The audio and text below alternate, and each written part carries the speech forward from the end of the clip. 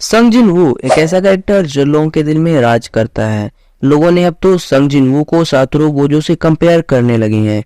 तो गाइस, कैसे हैं आप सभी लोग? स्वागत है आपका नई वीडियो में। आज हम बात करने वाले हैं संग जिन वू के पावर्स के बारे में। वो उसे कैसे मिली। संग जिन वू शुरुआत में बहुत वीक होता है, यहाँ तक कि सब लोग जानते थे उसको, और उसको एक टाइटल भी दिया गया था, weakest Hunter of all time. हाँ, आपने सही सुना। संग जिन वू अपने गिल्ड रेड पार्टी के ऊपर बर्डन ट्रेस होता है, यहाँ तक कि द वीकेस्ट डंजन में भी उसे इंजरी आ जाती है। यहाँ तक कि संग जिन हर अटैक में फेंट हो जाता है। हमेशा उसे हीलर हील करती रहती है। संग जिन वो इतना स्ट्रॉन्ग कैसे बन गया? तो बिना देरी के वीडियो को शुरू करते हैं।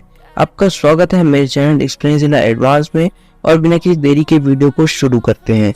संग जिन वो एज नॉर्मल रेड में जाता, लेकिन ये रेड नॉर्मल रेड नहीं होती है, और ये रेड उसकी लाइफ चेंजिंग रेड बन जाती है। संग जिन वू नॉर्मल रेड में जाता है, जहां पर वो सफर कर रहा होता है, लेकिन जैसे तैसे वो डंजन क्लियर करता है अपने गिल्ड मेंबर के साथ। तभी उसकी टीम फाउंड करती है ये एक डबल डंजन है, और वो लोग आपस में वोटिंग करते हैं डंजन में जाना है कि नहीं। और तभी संग जिन वू लास्ट वोटर बचता है। अब ये उसके ऊपर डिपेंड करता है कि वो जाएंगे कि नहीं जाएंगे। संग जिन वू अपनी फैमिली और फाइनेंशियल कंडीशन को सोचकर रेडी हो जाता है आगे बढ़ने के लिए। वोट करने के बाद और ये लोग आगे बढ़ते हैं डंजन में, पर इस जगह पर नाम होता है डंजन का कार्टनेंट टेम्पल। जैसे सब लोग इंटर करते हैं, टेम्पल क्लोज हो जाता है, उसके साइड डोर क्लोज हो जाते हैं। इसका मतलब अब वो वापस नहीं जा सकते हैं जब तक वो डंजन के बॉस को डिफीट कर डंजन को क्लोज ना कर दें।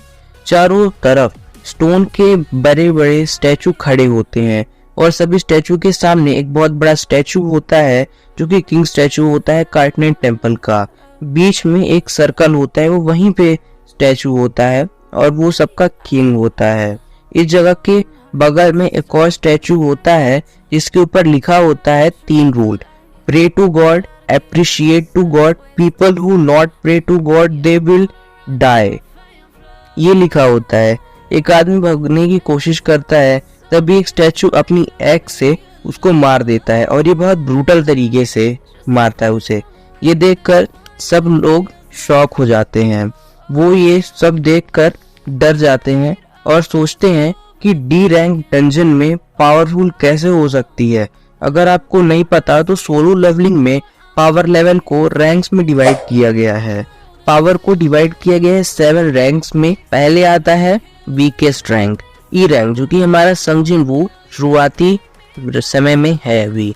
फिर ई के बाद आता है डी रैंक, टी के बाद आता है सी रैंक, सी के बाद आता है बी रैंक, और बी के बाद आता है ए रैंक, और ए रैंक के बाद एक और पावरफुल रैंक आती है जो कि सोलो लेवलिंग में काफी ज्यादा पावरफुल मानी जाती है, जो कि है एस रैंक।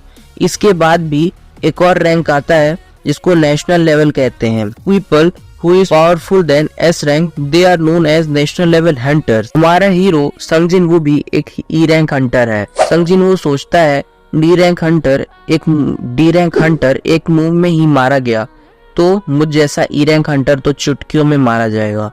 संग जिन वू ये सोच रहा होता है, तभी एक स्टैचू मूवमेंट शो करने लगता है। इन सब स्टैचू अटैक करना शुरू कर देते हैं, और संग जिन वू सबको नीचे बैठने को बोलता है, और सब ऐसा ही करते हैं। सब बच जाते हैं उन अटैक से। तभी कैप्टन संग जिन वू के पास आता है। संग जिन वू थैंक यू को बोलता है, और कैप्टन को एक हाथ कट चुका होता है क्योंकि उस अटैक की वजह से। कैप्टन बताता है कि मैं बहुत सारी रेड में गया हूँ, और मेरे एक्सपीरियंस के हिसाब से ये एक एस रैंक से भी अबव की डंजन है। और कैप्टन के स्टैचू पर लिखा रूल याद आता है: pray to God, appreciate to God, believe in God. Those people who deceive और do not believe in God they will die. संग जिन वू को समझ आ जाता है वो स्टैचू जो बैठा है वही गॉड है। जिन वू खड़ा होता है, वो किंग गॉड स्टैचू जिन वू को मारने लगता है। तभी जिन वू उसके सामने झुक जाता है, जो कि पहला रूल होता है प्रे टू गॉड। स्टैचू रुक जाता है। जिन वू बाकी सबको भी झुकने को बोलता है, और बाकी सब लोग जिन वू की बात मानते हैं, और ये देखकर गॉड स्टैचू बहुत खुश होता है और बहुत ज्यादा डेविलिश स्माइल देता है। ये देखकर सब लोग उठ जाते हैं। अब कुछ भी नहीं होगा। गॉड स्टैचू खड़ा होता है, सबको कुचलने लगता है। ये देखकर जिनवू को सेकंड रूल याद आता है, अप्रिशिएट टू गॉड। तभी एक पर्सन गॉड की पूजा करने लगता है, बट वो गॉड स्टैचू उसे कुचल देता है। जिनवू को समझ में नहीं आता कि कैसे पूजा करनी है गॉड की। इनको खोजने लगता है और देखता है अपने आसपास स्टैचू के आसपास वेपन वाले स्टैचू हैं, जबकि कुछ के पास म्यूजिकल इंस्ट्रूमेंट है। जिनवू सबको म्यूजिकल इंस्ट्रूमेंट वाले स्टैचू के पास जाने को बोलता है और सब ऐसा ही करते हैं। वो सारे स्टैचू म्यूजिकल इंस्ट्रूमेंट वाले स्टैचू बजने लगते हैं और सब बज जाते हैं। जिनवू और जूही के साथ एक स्टैचू के पास जाता है। स्टैचू म्यूजिकल इंस्ट्रूमेंट नहीं बजाता और ये देखकर जिनवू समझ जाता है कि एक स्टैचू के पास एक ही खड़ा हो सकता है। तभी म्यूजिकल इंस्ट्रूमेंट बजने लगता है।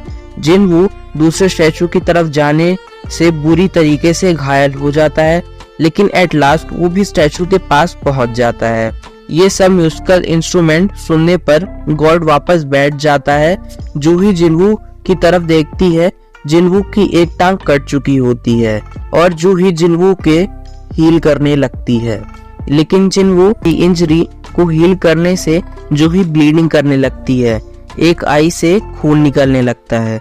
मिस्टर किम इन सब का जिम्मेदार कैप्टन को बताता है। अगर कैप्टन इस डंजन में आने से मना कर देता तो ये सब ना होता। कैप्टन अपनी गलती मानता है और जिम्मेदारी उठाने को तैयार हो जाता है। जिनवू नोटिस करता है प्लेटफॉर्म में सर्कल बन गया होता है। जिनवू को पता चल जाता है कि एक एल्टार है जिस पर गॉड किसी की सैक्रिफाइस करना चाहता है, जो कि तीसरा रूल को शो करता है, believe in God. Kim captain के गले पर तलवार रख कैप्टन को बलि देने को कहता है और वैसे भी उसने जिम्मेदारी लेने को कहा था। कैप्टन एल्टार की तरफ आगे बढ़ने लगता है। जिनवू कहता है इसमें कैप्टन की गलती नहीं थी, सबकी गलती है, सबने वोटिंग करके आने को कहा था। एल्टार पे आग जलने लगती है। जिनवू को लेकर दो आदमी एल्टार के पास आते हैं तो 3 आग जलने लगती हैं। जिनवू सबको एल्टार के पास आने को कहता है और सब के पास एक एक आग जलने लगती है और इसके पीछे ब्लू कलर की आग जलने लगती है और टेंपल का दरवाजा अचानक से खुल जाता है और ब्लू वाली आग धीरे धीरे बुझने लगती है। जिनवू नोटिस करता है टेंपल के सभी गार्ड इन सब की तरफ चलने लगते हैं। जिनवू नोटिस करता है वो जिस भी तरफ स्टैचू की तरफ देखता है वो हिलना बंद कर देते हैं। जिनवू वो सब कहता है अपनी नजरें स्टैचू की तरफ करने को एक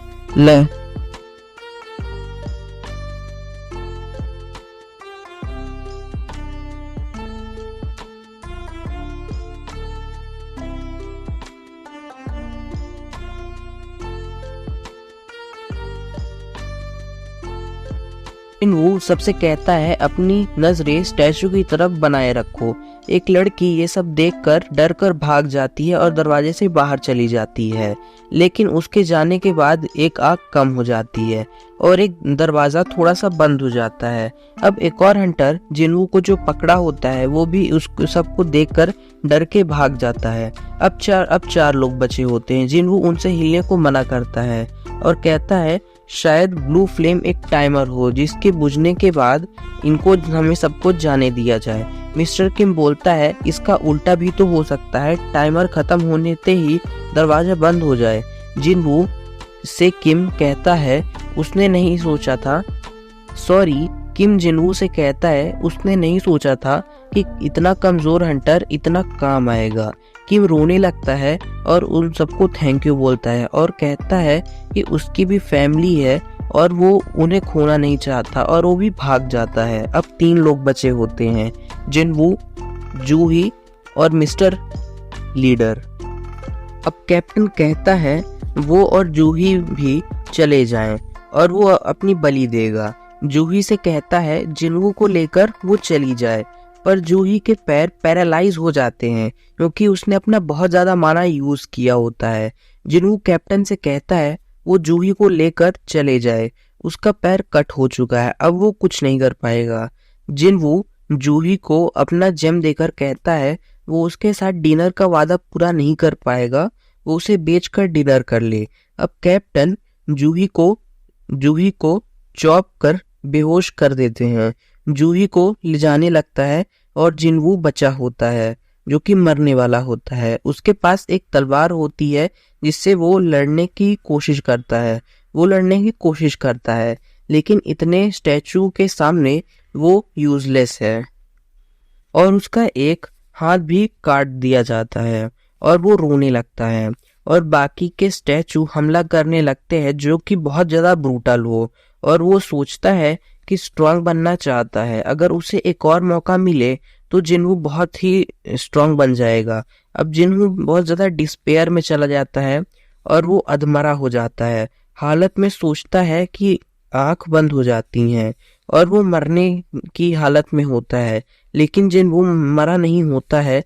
एक सिस्टम नोटिफिकेशन दिखाई देती है जिसमें एक सीक्रेट क्वेस्ट दिया होता है जिसमें लिखा था आपको प्लेयर बनने के लिए क्वालिफाई हो गए हो, आपको दिल 0.002 सेकेंड में बीट करना बंद हो जाएगा।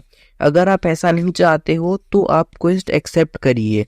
जिन्हू एक्सेप्ट कर लेता है और जिन्हू अपनी आंख खोलता है जो कि हॉस्पिटल में पाता है जहाँ पे उसको उसकी न्यू पावर्स मिली होती है। तो गाइस, आपको वीडियो कैसी लगी कमेंट करके बताना, लाइक कर दो और सब्सक्राइब कर दो। ऐसी ही और वीडियोस के लिए चैनल को सब्सक्राइब कर दो और बेल आइकन को ओपन कर दो। मिलते हैं अगली वीडियो में, तब तक के लिए bye. Thank you for watching.